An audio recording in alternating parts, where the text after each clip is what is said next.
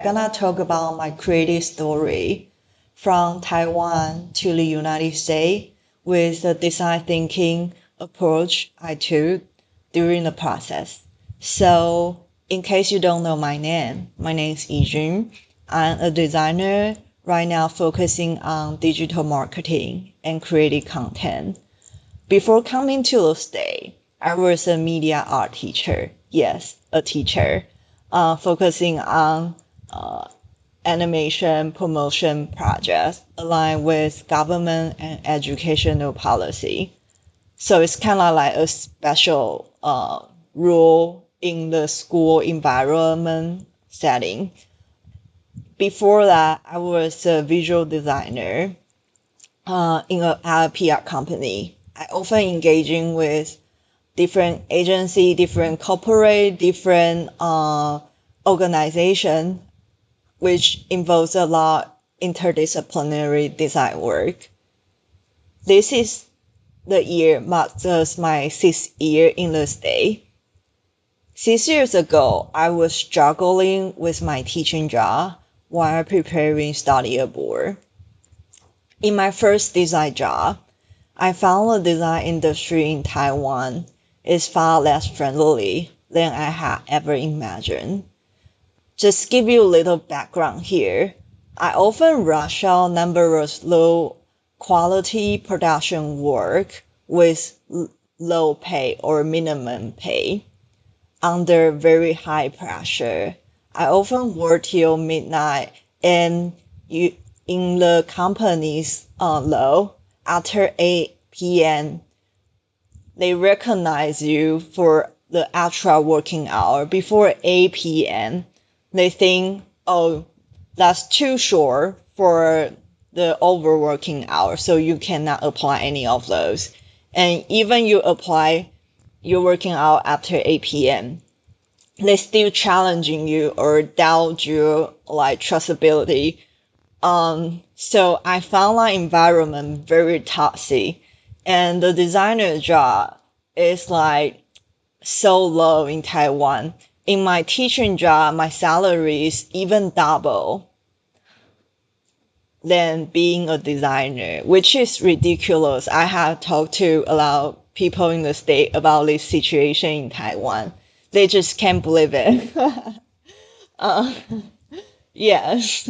So facing the confusion, I gradually lose the sight of my intention being a designer to create meaningful design and something that I am proud of. And I was an artist before being a designer, so I still had that kind of passion to create a nice work, a work I'm proud of. Facing this confusion, I decided to change my environment and study design again. Maybe I will find the true meaning of creating a true meaning for being a designer. Back then, I don't have any plan in mind, but I decided to do it all without relying on my family. The turning point came in 2018 after I successfully received the full-ride scholarship from SCAD. I remember the night after interview with SCAD for the initial round. I received an email stating that I have a chance to compete the scholarship with other candidates. Next day, rushing to the hotel, the topic was revealed. So the topic is to create a design for the visually impaired. The deadline was the following day, just giving me 24 hours to finish. Back then, I still have a job as part of my responsibility and support my life. I stood out a fancy hotel, apologizing to my employer for taking the last minute leave. I called my close friend to stay in her apartment because my home was really far from Taipei City. to commute from Taoyuan, Xinwu is like 1 and 30 minutes, 1 hour and 30 minutes for just commuting, taking the bus and transfer to a train station and taking the train. It's just exhausted and I won't meet the deadline for the presentation at very early next day. I stay in her apartment, stay up all night. Imagine myself blind one day.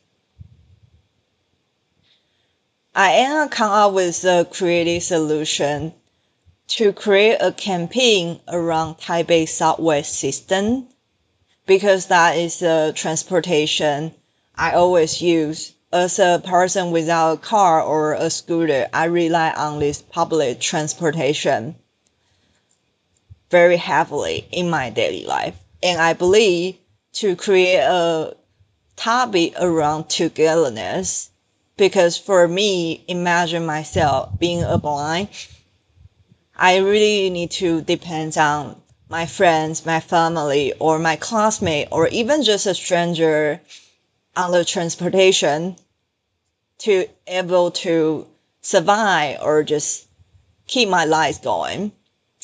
That's why I choose my topic as a togetherness. And I combine my key visual with other four senses, like using the feeling of touch and have some sense, smell, and the sound to signify which is the next route to go. For 48 hours from the initial interview to the next day for the competition, I won't non-stop.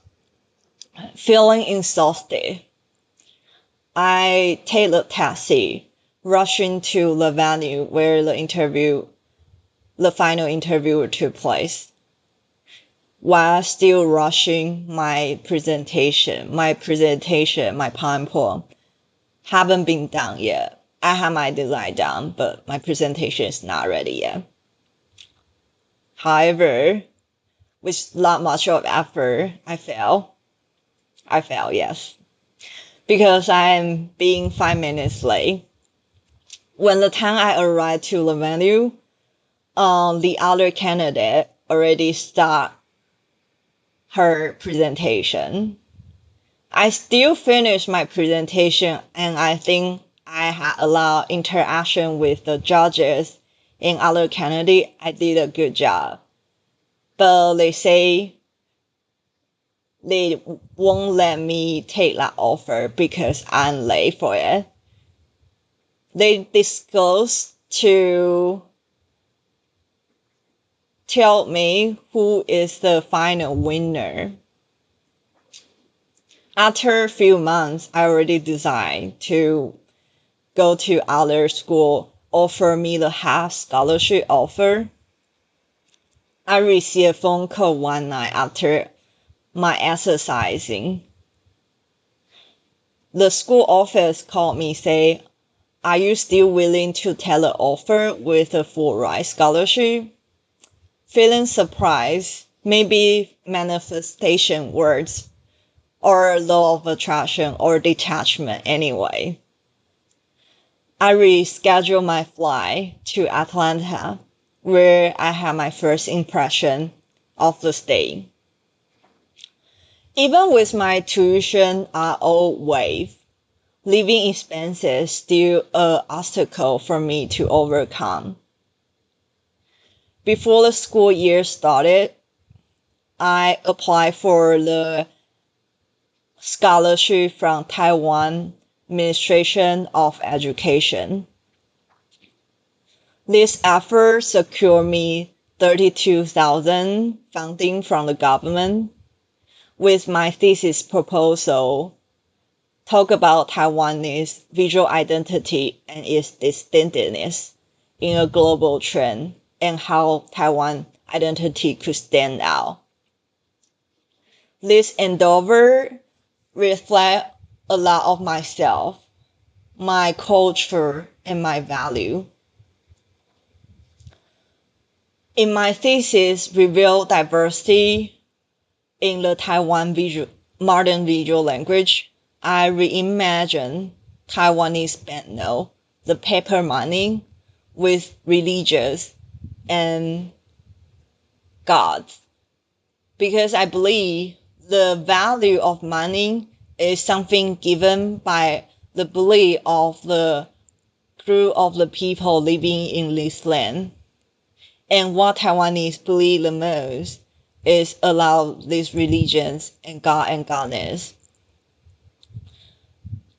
Also, I create a passport, an experimental one, showing the identity shift from social movement, using gradient color from blue to green to white, to show how generation through years their identity shift from an islander or an immigrant gradually become to a Taiwanese. Then the final experiment work is I create a series of pastel stamps using the icon or the image or the object from daily life to convey the sentiment of longing. It is this thesis and this process support myself through 2.5 years of my graduate school. So facing the fact I don't have any resource, I still try to be a resourceful person. But there is always another mountain to climb. I remember during my grad school, I need to maintain at least an A in one subject matter and a B at least in another to keep my scholarship. This pressure often made me feel depressed. I gradually losing my pattern to have a regular sleep and build out a sleeping disorder. Because my brain is so active, at night I still try to connect those ideas from dots to another dot to create a line to make this concept work. I always thinking, and sometimes my brain is too active. I just can't sleep at all. It was painful. In a typography class, there's one professor. She often give me a feedback I could not understand. I tried to ask her for the full explanation, but she sometimes feel I'm challenging her. Oftentimes, my concept, my creative proposal were rejected. I don't know why, but I'm feeling a sense of disagreement, unrespect. After the class, her criticizing was very harsh, like I was a lazy person and a terrible designer, even worse than the student she taught on undergrad. As a grad school student, she just think, why I'm here? I disagree with her evaluation. I could take any constructive feedback she gave me, and I could try 1,000 attempts till the day she feels satisfied. But criticize my attitude and saying I'm lazy or I'm terrible, I just don't agree with that because I always treat my work with seriousness and dedication. On the final project review, I'm not even allowed to defend my design concept while she critiques it. I end up just not saying a word, stand off the side, and cry silently without any making any noise.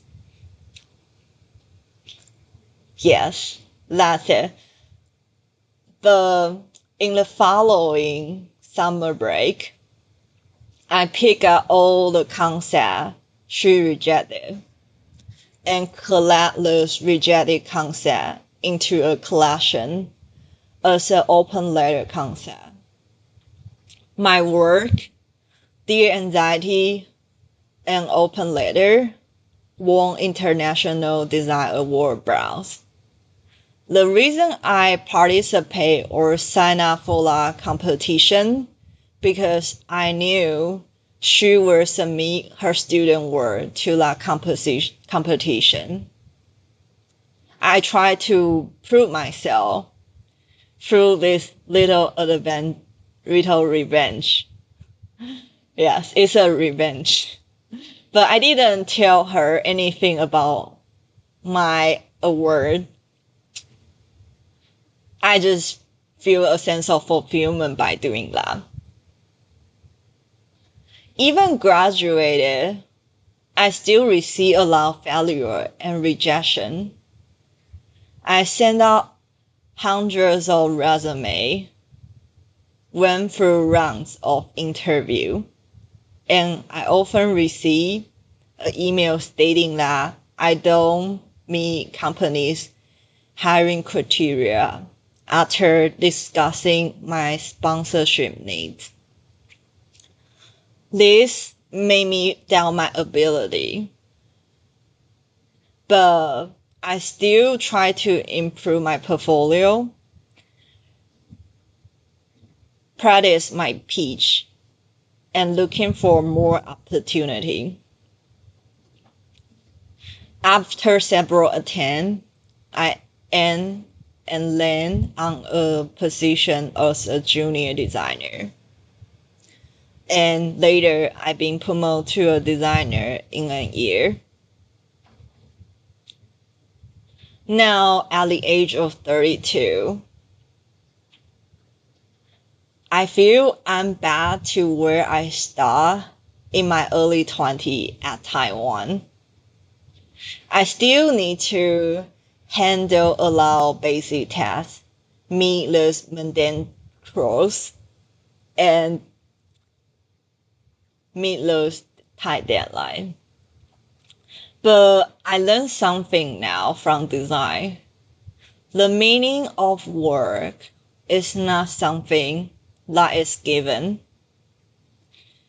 By genuinely commit myself to each small task, I learned that you need to be true to your work, then your work be true to you. And I'm here to say to myself, when I was so young, 10 years ago, who just had her first design job, I would say to her, you can be a victim or you can be anyone you want to be. Thank you. Everyone, today I'm gonna talk about the story of me coming to the